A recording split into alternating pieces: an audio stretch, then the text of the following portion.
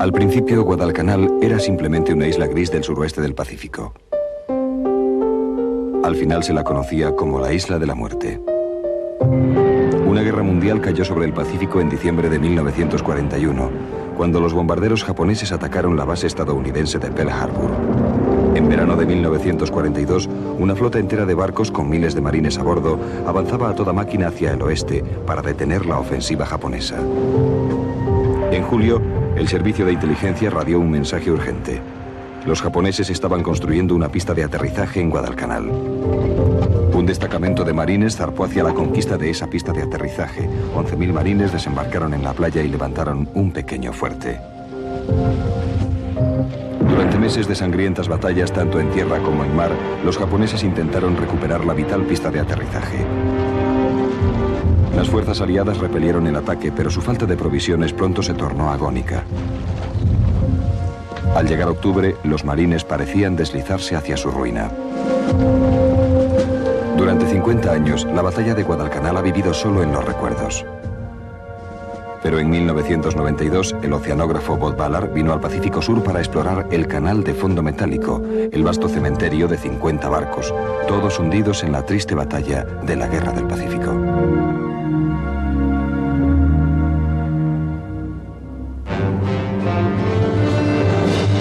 La flota perdida de Guadalcanal.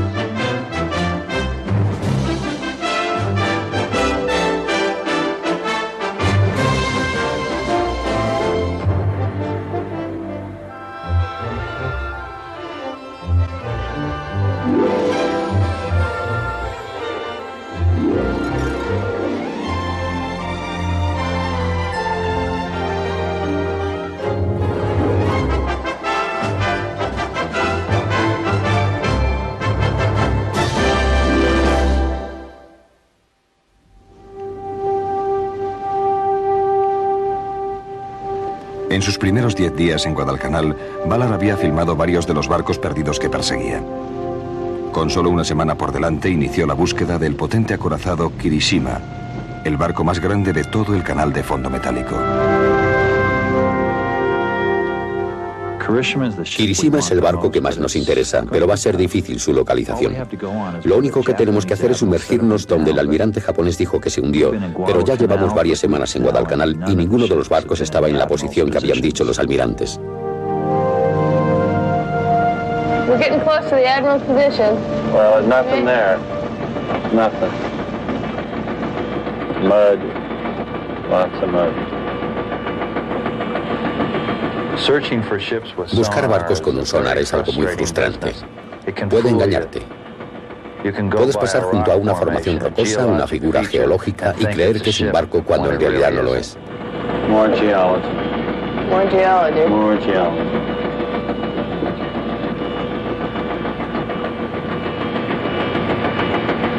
Yeah, we got something. Probably more geology. That's it. Well, but it's got to be a big something. Going. Look at that. What's its length? 150 meters. It's bigger than a Still destroyer. going, man. It's big. 170 meters. 170 meters. 170 meters. That's it. All right. Hey, we got it. All right, We got it. go tell people we got it. We got it. We Yeah, got we got it. it. Look at it. Oh my God. Look at it. How big is it? Let's dive on it. Pero el júbilo de Ballard duró poco. La batería del submarino Seacliff no arrancaba y al mismo tiempo la fuente de energía del vehículo robot Scorpio se fundió.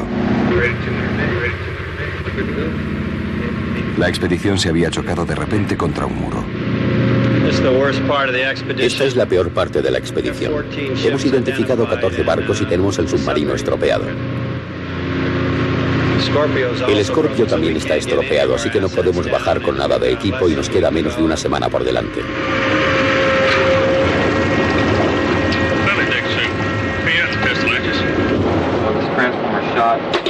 You don't have another one? No, we don't have any spares on board. Now, let's take a look at it.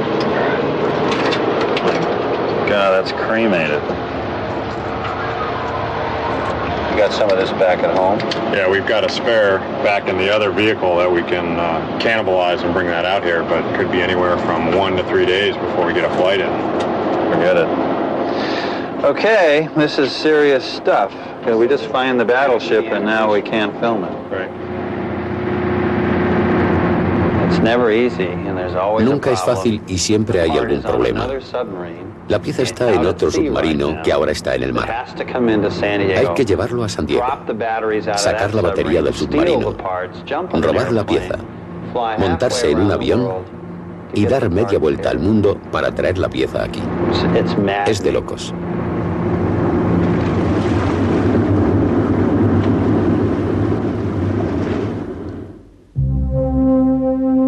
$50 años antes, los marines de Guadalcanal se enfrentaban al desastre inminente.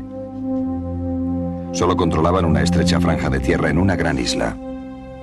Los japoneses gobernaban el mar, con lo que impedían el envío de provisiones de los aliados.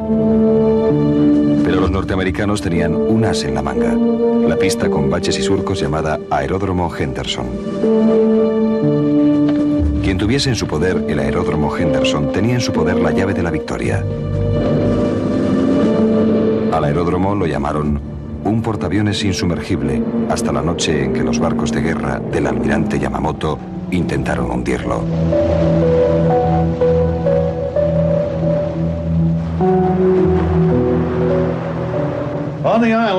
Estábamos en la isla y el 12 de octubre fue mi cumpleaños.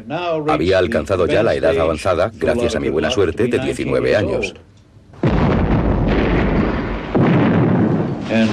Y mira por dónde, hacia la 1 de la madrugada del día 13, de repente sonaron unos estallidos tremendos que nos pareció que salían de la nada.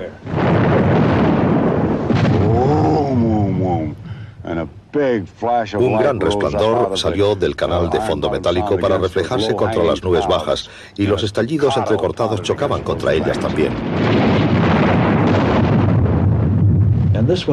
El ruido era cada vez mayor, como si unos trenes de carga te pasasen por encima de la cabeza.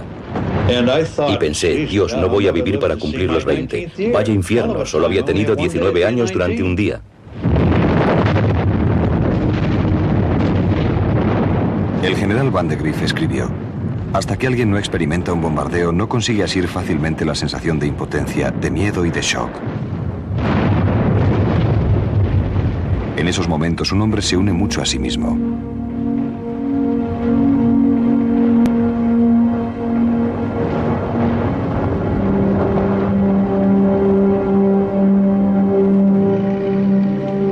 A la mañana siguiente, los marines salieron a gatas de sus madrigueras para encontrarse con el aeródromo Henderson destrozado, el puesto de radio destruido, la mayor parte del combustible para aviones perdido.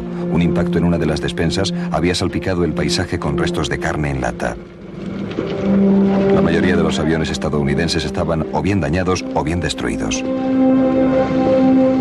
Aquella noche nos bombardearon con proyectiles 973 de 355 milímetros y destrozaron aquel aeródromo, destrozaron nuestros aviones, lo destrozaron todo.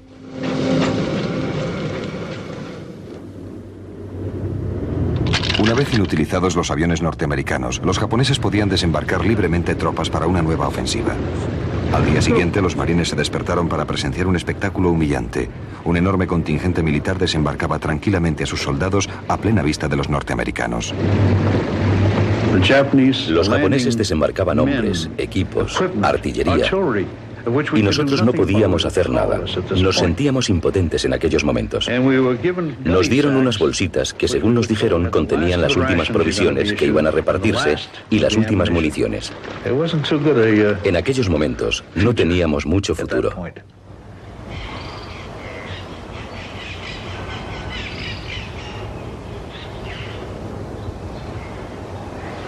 Muy pronto el ejército japonés lanzó su ofensiva por los flancos. El plan era complejo: rodear las posiciones de los marines y atacarles por la retaguardia. El 16 de octubre la división Sendai inició su marcha.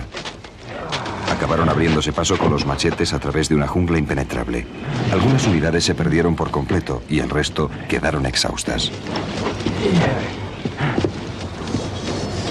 Al tercer día afilaron sus bayonetas con la esperanza de combatir al día siguiente, pero tardarían otros 5 días en encontrar al enemigo.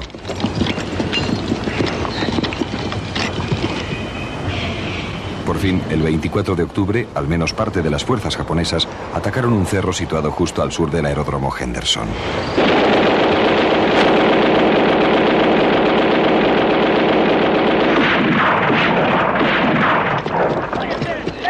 Los japoneses triplicaban a los marines en número, pero cargaron directamente contra las posiciones fortificadas. Aquellas dudosas tácticas parecían funcionar. Tras días de feroz lucha, los japoneses tomaron la cima de un cerro al oeste del aeródromo. El 25 de octubre radiaron: Banzai, el ala derecha, ha tomado el aeródromo. El informe era prematuro. La artillería de los marines voló por los aires a los japoneses del cerro. Los norteamericanos avanzaron y la batalla terminó. 2.200 japoneses perdieron la vida. Las muertes de los estadounidenses se elevaron solo a 84.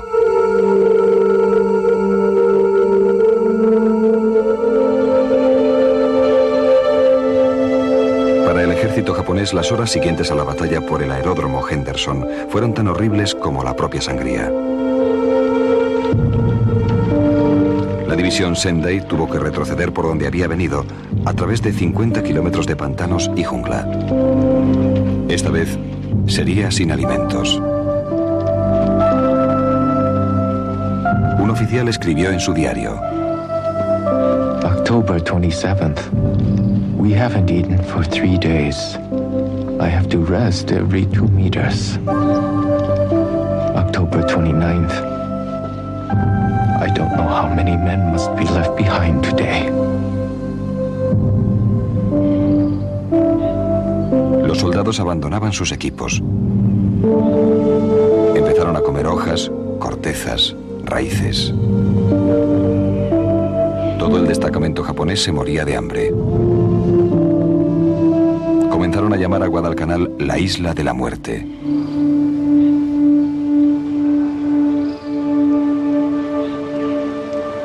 I wonder how long this will last. It makes me feel like a little bird in the rain.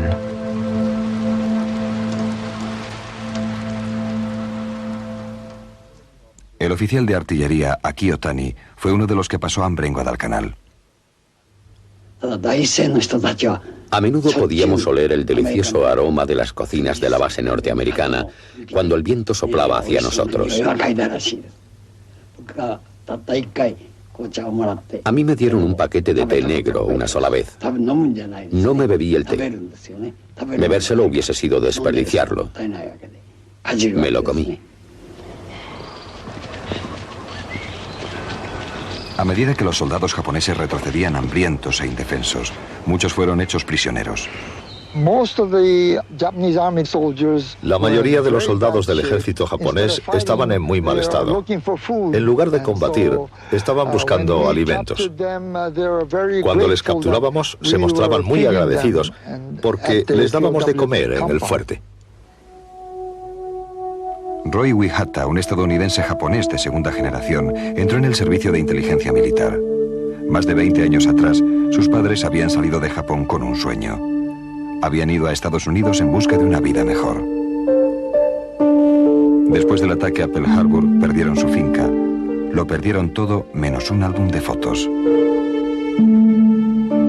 La familia de Roy fue enviada a un campo de concentración en Arizona, mientras que Roy estaba en Guadalcanal luchando por su país.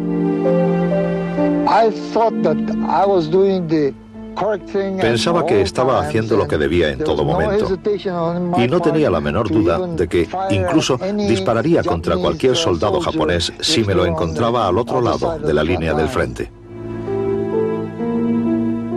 En Guadalcanal, Wihata se ofreció como voluntario para interrogar a los prisioneros japoneses. Los oficiales japoneses no esperaban que sus soldados se rindiesen. Ni siquiera les habían dicho a los soldados que no confesasen nada. Por ello fue muy fácil conseguir la información de los prisioneros.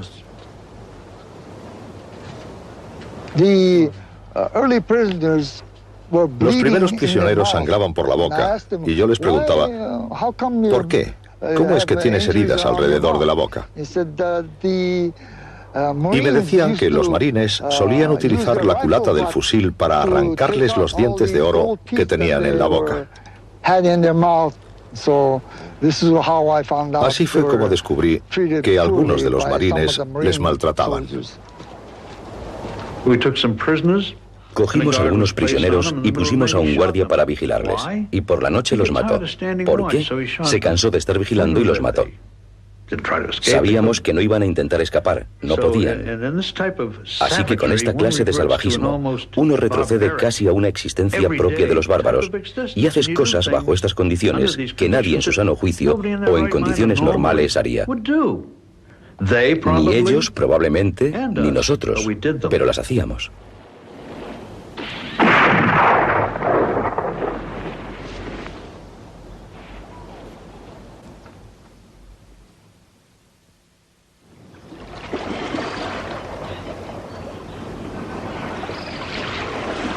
La isla de los pueblos tranquilos, tras solo unos pocos meses de guerra, estaba ahora prácticamente irreconocible para Tom Tituilu y el resto de los nativos de las Islas Salomón.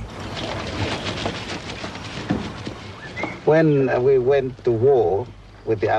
entramos en guerra junto a los aliados, ya fuese como porteadores, o como espías, o como exploradores, simplemente no comprendíamos en qué consistía todo aquello. Era una guerra norteamericana. Puede que fuese una guerra japonesa, pero no era una guerra de las Islas Salomón, ¿entiende? Pero al desembarcar en nuestras costas, nos vimos atrapados en ella. Y, por supuesto, decidimos ayudar a los aliados sin comprender en qué consistía todo aquello.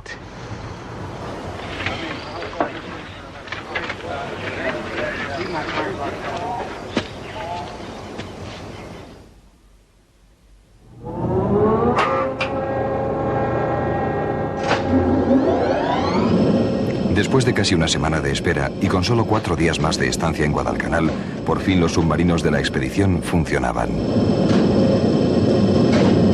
Ballard hizo los preparativos para la inmersión justo antes del amanecer.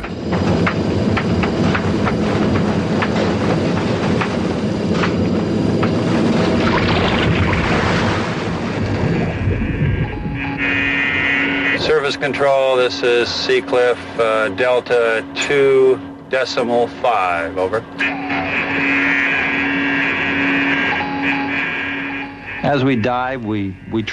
Cuando hacemos una inmersión, intentamos mantenernos ocupados con el equipo. Comprobamos los sensores, nos aseguramos de seguir el rumbo.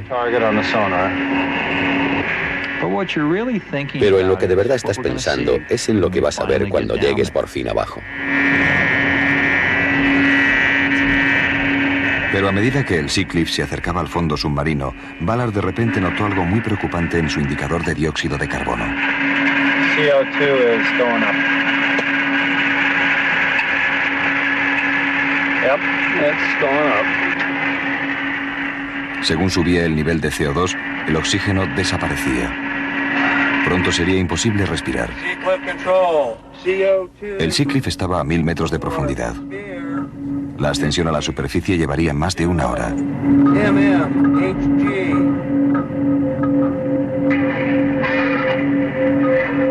Un medidor complementario confirmó el peligro. Control Seacliff. CO2 continues to rise. Request permission to terminate. Over.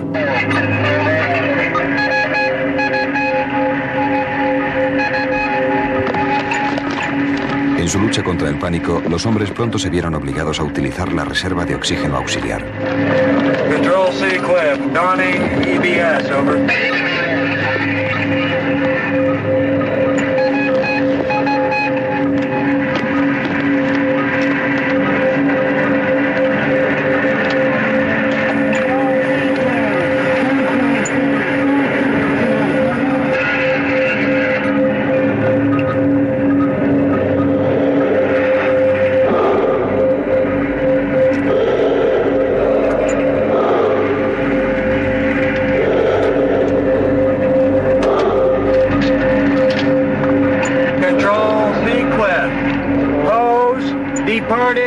from face shield.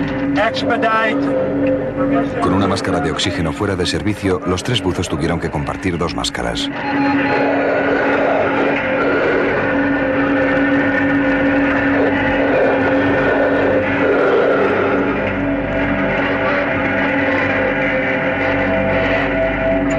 Con una lentitud agónica, el Sea ascendía hacia la superficie.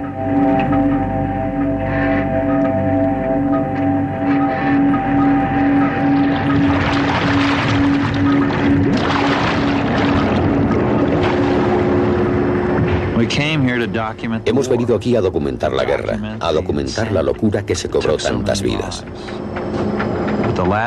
Pero lo último que me esperaba era unirme a los hombres que murieron en el canal de fondo metálico. Me alegro de haber salido bien de esta.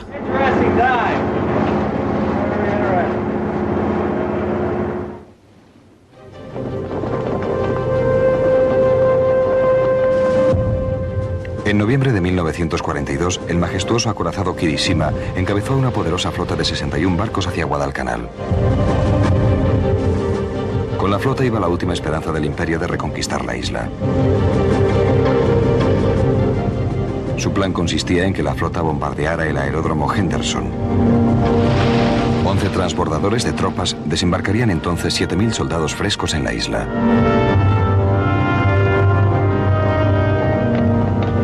El alto mando japonés escribió: la inminente batalla naval es la encrucijada en el camino que lleva a la victoria.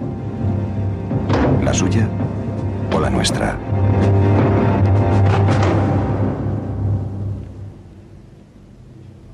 Mishiharu Shinya, de Tokio, se había alistado solo porque todos los jóvenes de Japón tenían que hacerlo. Stewart Moredock, de Indiana, soñaba con la marina y con un imaginario acontecimiento llamado guerra. Estos 2 jóvenes de mundos distintos estaban a punto de encontrarse en combate. Sabíamos que los japoneses iban a atacar aquella noche. Los informes del servicio de inteligencia eran muy detallados. Recuerdo que de la isla llegaba la fragancia de las flores tropicales. Y no me apetecía entrar en combate.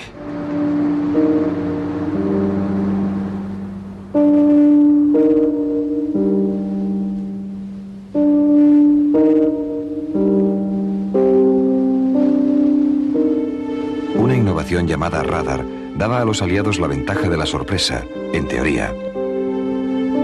Pero el comandante en jefe estadounidense no se fiaba de ese nuevo instrumento.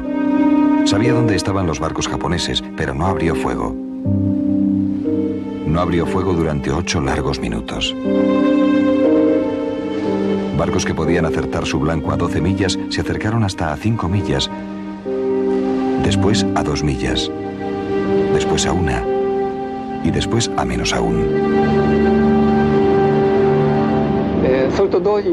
De repente vi una línea de acorazados norteamericanos justo delante de nosotros. Así que encendimos los focos.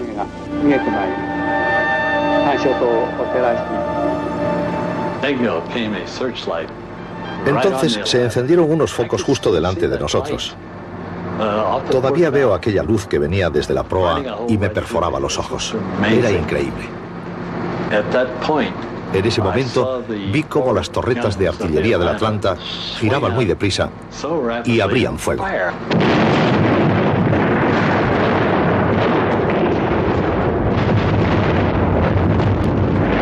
En pocos minutos, 13 barcos norteamericanos y 14 japoneses abrieron fuego casi a discreción.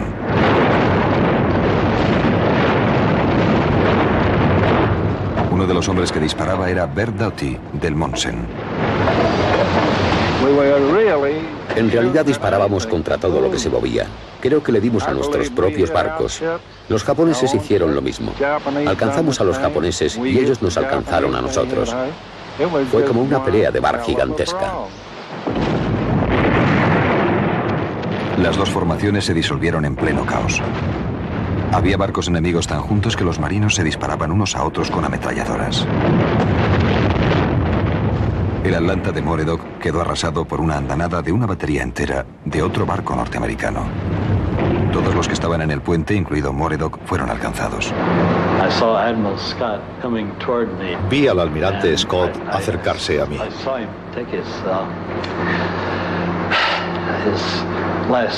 Le vi dar su último paso. Se acabó todo para él. Murió allí mismo.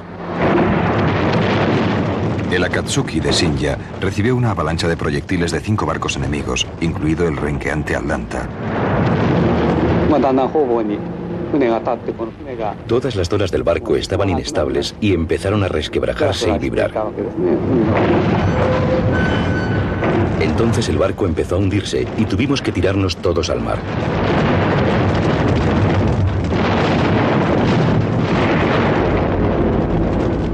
A bordo del Monsen de Doty, el capitán pensó que eran barcos amigos los que le disparaban. Encendió las luces de reconocimiento y el destructor fue inmediatamente alcanzado por 37 proyectiles.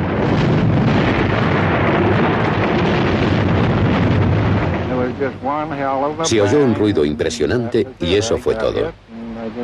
A mí me hirieron y me desmayé. Estuve inconsciente en el suelo toda la noche. No me caí del barco. A tan solo unos kilómetros de distancia, Stewart Moredock estaba atrapado en el puente de mando del Atlanta. Los proyectiles no cesaban de estallar a su alrededor. Moredock, presa del pánico, se dejó caer desde la barandilla del puente, una caída de 6 metros hasta la cubierta. Me caí y me di casi seguro con un montón de muertos y heridos que había en esa torreta de cañón.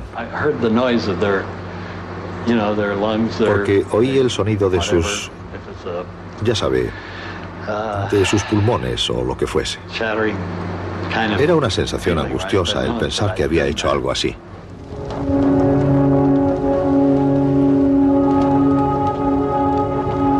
Al amanecer, 7 barcos dañados seguían a la deriva, envueltos en llamas y humo, sobre la cristalina superficie del canal de fondo metálico.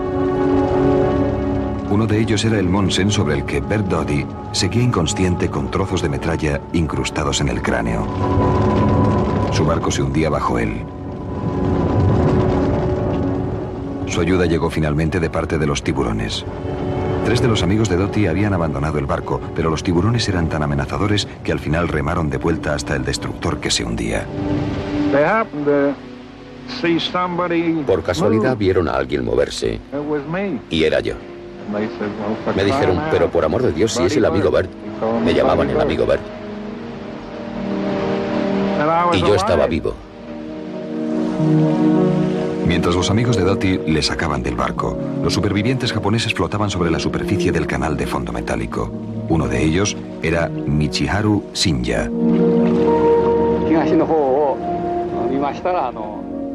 Pasaron muchas horas y el mar y el cielo se fueron aclarando poco a poco. Miré hacia el este y vi un pequeño barco norteamericano que se acercaba lentamente hacia mí. Intentaron rescatarme, pero yo les solté en inglés, no, gracias. Pero en realidad no estás libre cuando estás flotando en el agua. Así que pasado un tiempo me rendí. Para nosotros, la captura era una vergüenza absoluta. Mucho peor que la muerte.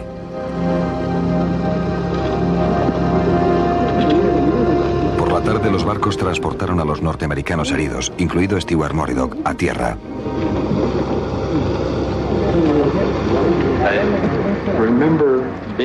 Recuerdo estar ahí con los demás. Había un marino en una camilla junto a mí. Estaba herido de gravedad, se notaba. Le miré, él me miró, me sonrió y murió.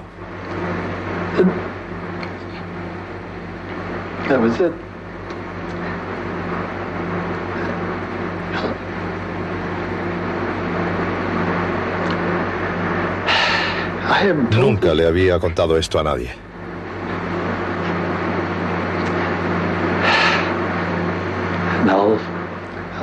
Nunca olvidaré aquella sonrisa.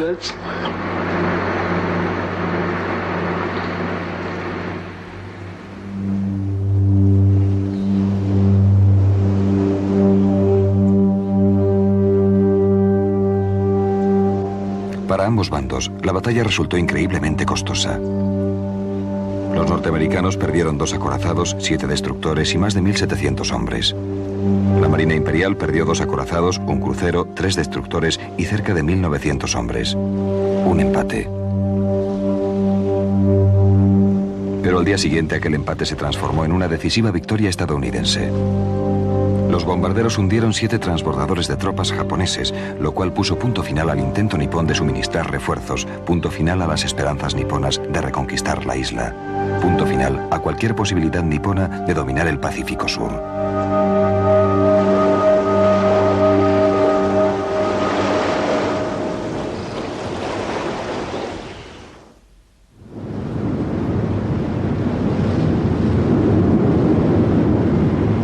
Años después de aquella batalla decisiva, hombres que habían combatido unos contra otros volvían a encontrarse en el Lainich West. Were you the first Japanese ship to open searchlights? Yes, I think so. I think it was on us. I think. If you were the first. So you... But I think we are hit by some cruiser. The first searchlight that came from the Japanese was on the Atlanta. So we immediately swung our turrets off to the port left and started firing, and I'm sure other ships did the same thing.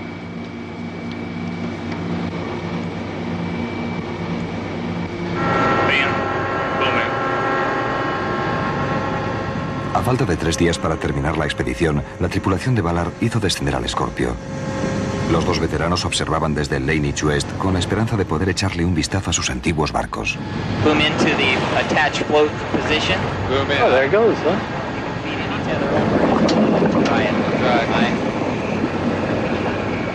There it is. There it is. There it is. Yeah, drive on back in. Well, that was startling, wasn't it? Well, it just comes right on you. There's your ship. There it is. Boom.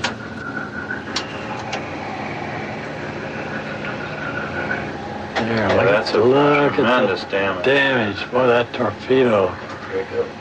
Yeah. That damn thing set the ship just right up. So ragged. So ragged and spread out.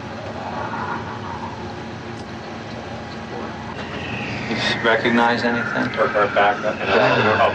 Back up and up 12 feet. So that's front and back. Keep it in vision. Boy. And just come up. You want to get above that menace. Nope, afraid not. It's pretty messed up. Keep going back in. Keep it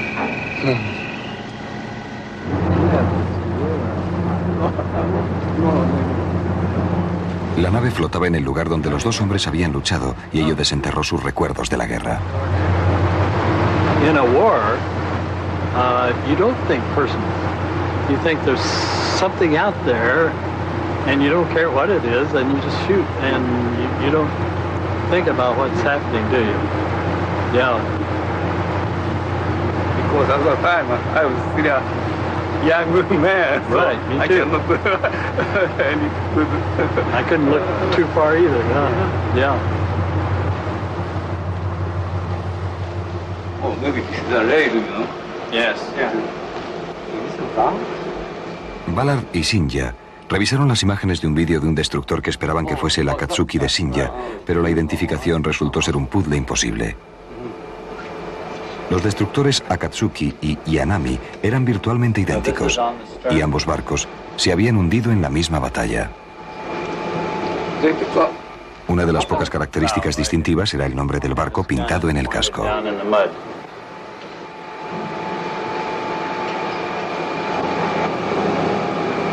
That's a R. Yeah, That's an A? Just one. R, you know, La única letra en japonés visible era la primera del alfabeto, y tanto Akatsuki como Yanami empezaban por la misma letra. But both ships had the same? That's right. Both ships had the same letter. Para Ballard y Shinja, la identidad del barco se quedaría en un frustrante enigma.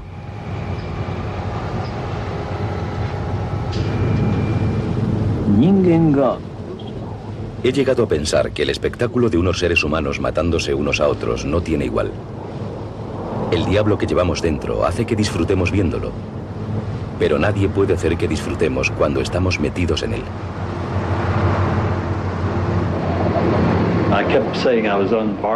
No hacía más que decirme a mí mismo que vivía de prestado. De verdad que es una sensación de que tengo un legado. Tengo la sensación, ¿merezco haber sobrevivido? ¿Cómo puedo vivir mi vida de forma que sea merecedora de lo que pasó?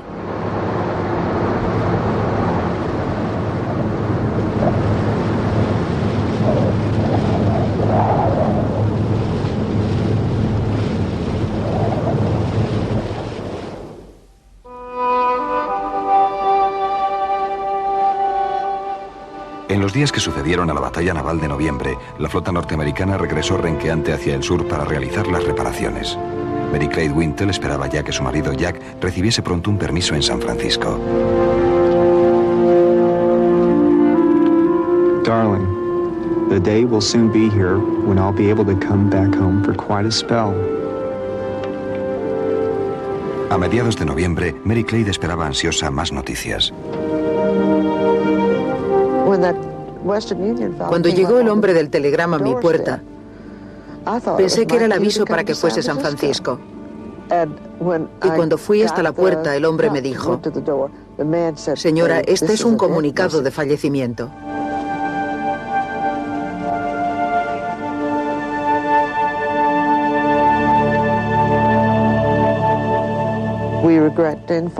Sentimos informarle que su marido, el teniente comandante Jack Wintle, ha muerto en combate y ha sido enterrado en el mar.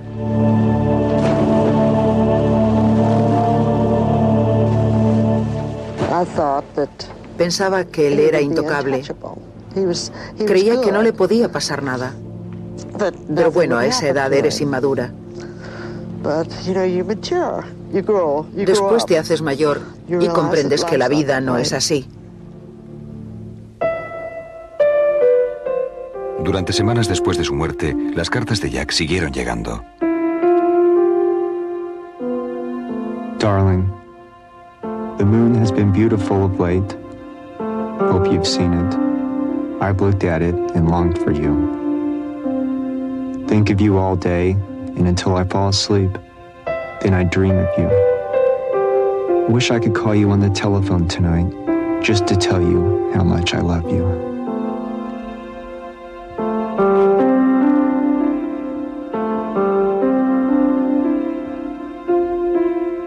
Mary Clyde Wintle nunca volvió a casarse.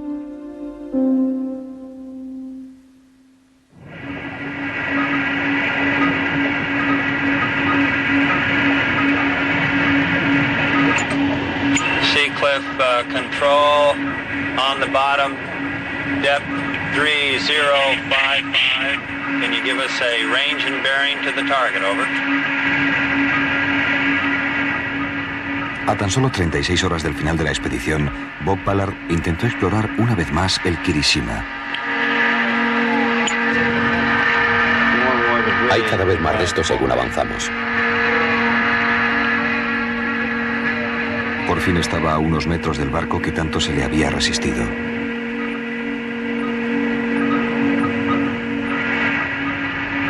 En la época de su construcción, el Kirishima era el orgullo de la flota japonesa y durante 20 años, cuando la gente pensaba en la Marina Imperial, era su nombre el que recordaban. Y ahora se ha convertido en esto. Oh my God, look at that. This one's upside down. 800 feet of upside down battleship. Amazing. I've never seen a ship in the deep sea upside down. They always right themselves. Bismarck righted itself. Titanic righted itself. Normally they roll back coming on the way down. This one didn't roll. It must have been that superstructure, you know, it could have acted like a keel.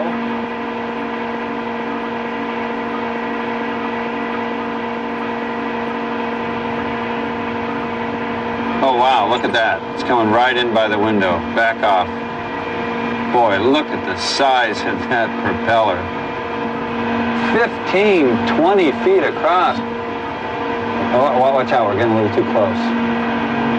Now look at, is it coming in your window? It looks like we're just about to brush against it. Wow, look at the size of those propellers. Unbelievable.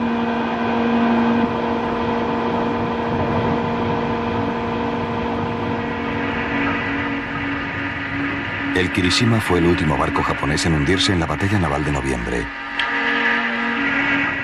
Y al hundirse, se llevó consigo las esperanzas de todo un país.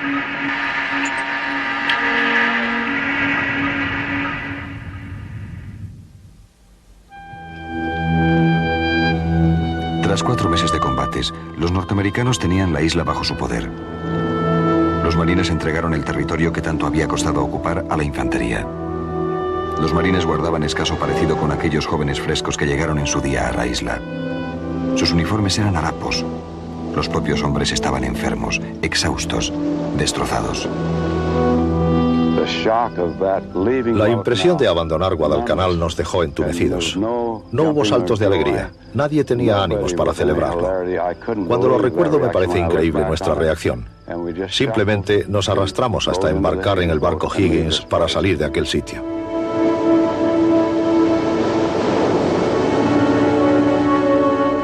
Si las condiciones fueron malas para los norteamericanos, peores lo fueron para los japoneses. Sin comida ni refuerzos, los soldados que quedaban en tierra parecían destinados a morir en la isla. Pero durante 3 noches de febrero, la marina japonesa atravesó el cerco de vigilancia aliada para salvar a 11.000 soldados de su destino. El último acto de la campaña, igual que la mayor parte de ella, fue una mezcla de valor, despropósitos y pura suerte.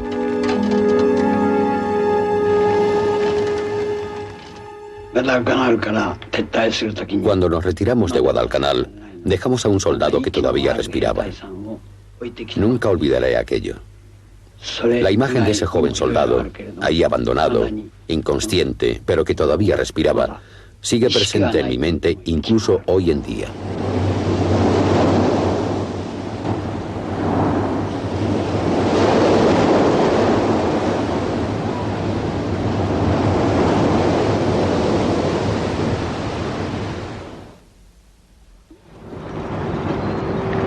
Para los marines, después de pasar meses en la línea de frente, la siguiente parada era Melbourne. Según todos los marines, los australianos se mostraron muy agradecidos. La gente de Australia era maravillosa. Maravillosa.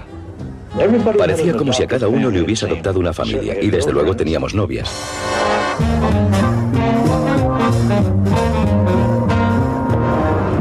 Melbourne fue como la guinda del pastel, sobre todo por aquel desfile delante de todos los australianos.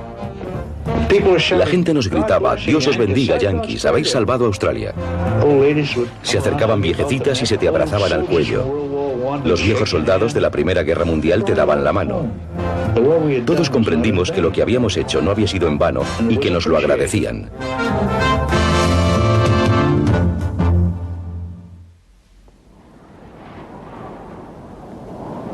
En unos pocos meses, el nombre de Guadalcanal había pasado de la oscuridad a la leyenda. La campaña supuso un vuelco de la guerra en el sentido más literal. Antes de Guadalcanal, los japoneses siempre avanzaban. Después de Guadalcanal, siempre retrocedieron. El camino era ahora de un solo sentido, hacia Japón.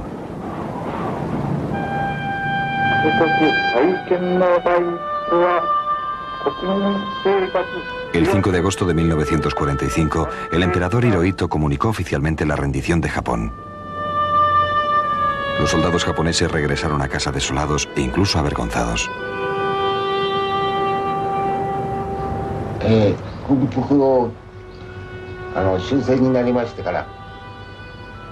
Después de la guerra, se suponía que teníamos que dejar de llevar el uniforme militar, pero no teníamos otra ropa.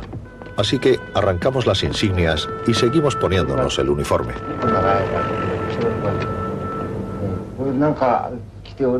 Mientras lo llevaba puesto, seguía sintiéndome como un soldado. Pero no había mucho que hacer. Me pasaba el día con la mente ausente. Desde que la guerra terminó en agosto hasta febrero, no trabajé en nada. Me quedaba en casa.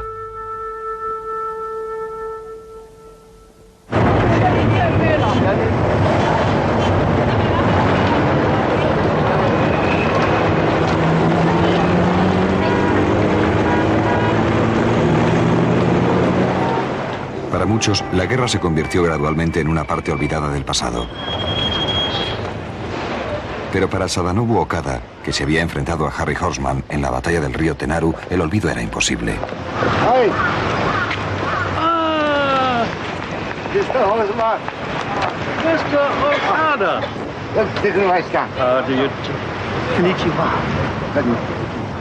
Con el paso de los años, los dos enemigos empezaron a intercambiarse cartas. Las cartas llegarían más tarde a contarse por cientos, y en 1992 se conocieron finalmente en Tokio. Una de las consecuencias más extrañas de la batalla de Guadalcanal es que pareció forjarse años más tarde una concordia entre estadounidenses y japoneses.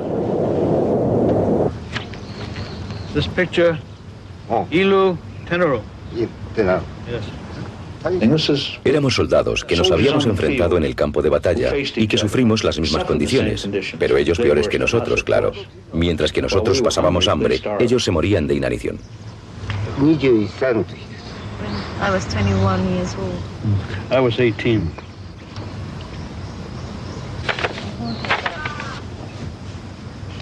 Horseman llevó consigo reliquias arrebatadas a los soldados japoneses que murieron en Guadalcanal. Esperaba que Okada pudiese reconocer las firmas del aniquilado destacamento Ichiki para así devolver los recuerdos a las familias de los difuntos.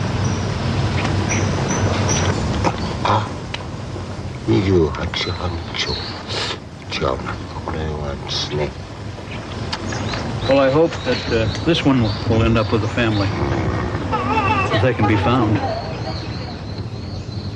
A lo largo de los años, las cartas de Horseman a Okada habían ayudado a los supervivientes y parientes japoneses a localizar las tumbas de los soldados que murieron en Guadalcanal.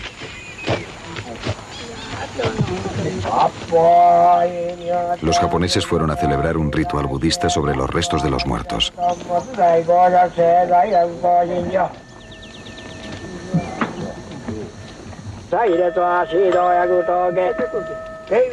Sin la ceremonia, los espíritus de los muertos se verían obligados a vagar por la tierra para siempre.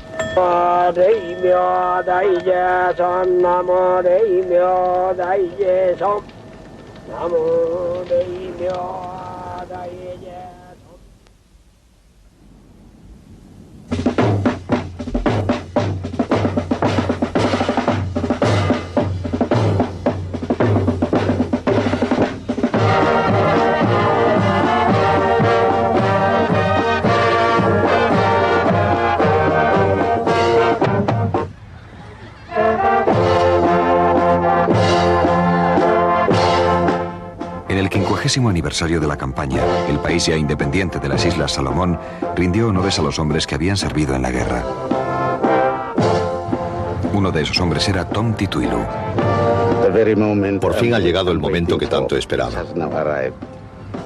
Voy a recibir una medalla de las Islas Salomón.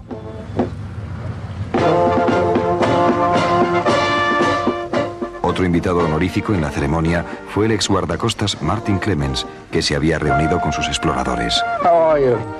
Long time now. Long time.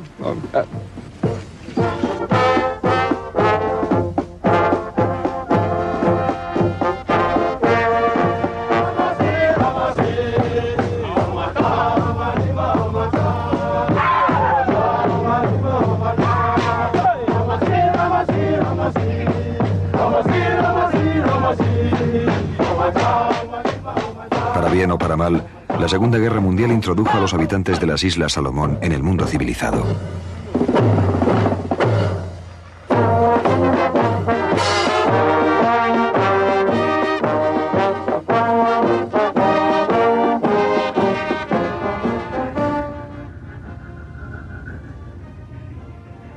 Okay, they're coming in.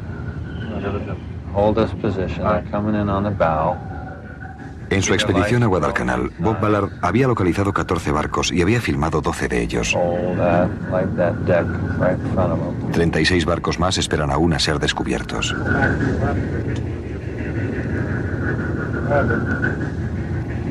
Al final de la expedición, Ballard colocó una placa para honrar a aquellos que murieron en el canal de fondo metálico.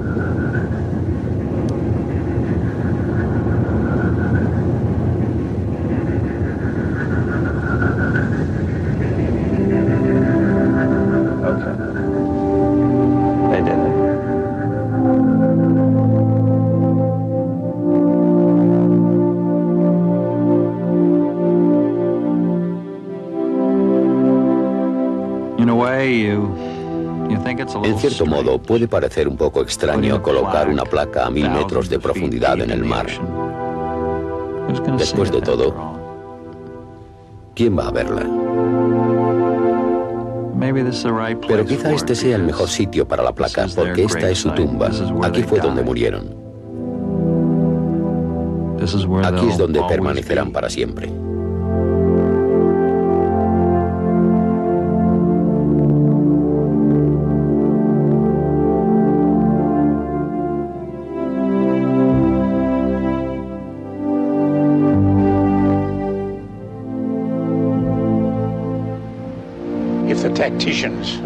Si los estrategas del mundo dejasen su trabajo a los supervivientes, no habría ninguna guerra.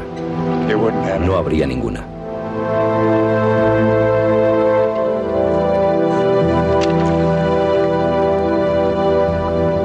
I just have a feeling Papa knows we're here.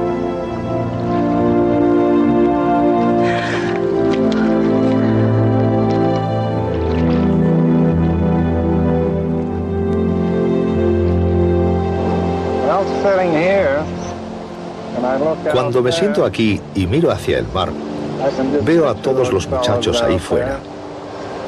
Y mientras yo cuento todo esto, ellos me dicen, sé que me lo dicen, cuenta cómo fue, Ver. Cuenta cómo fue. Hago todo lo que puedo, muchachos. Por eso he vuelto aquí, para mostraros mis respetos a todos los que estáis ahí. Siempre estaréis junto a mí. Os llevo en mi memoria. Pensad en los buenos ratos que pasamos. Os saludo. Así son las cosas. No sé qué más puedo decir.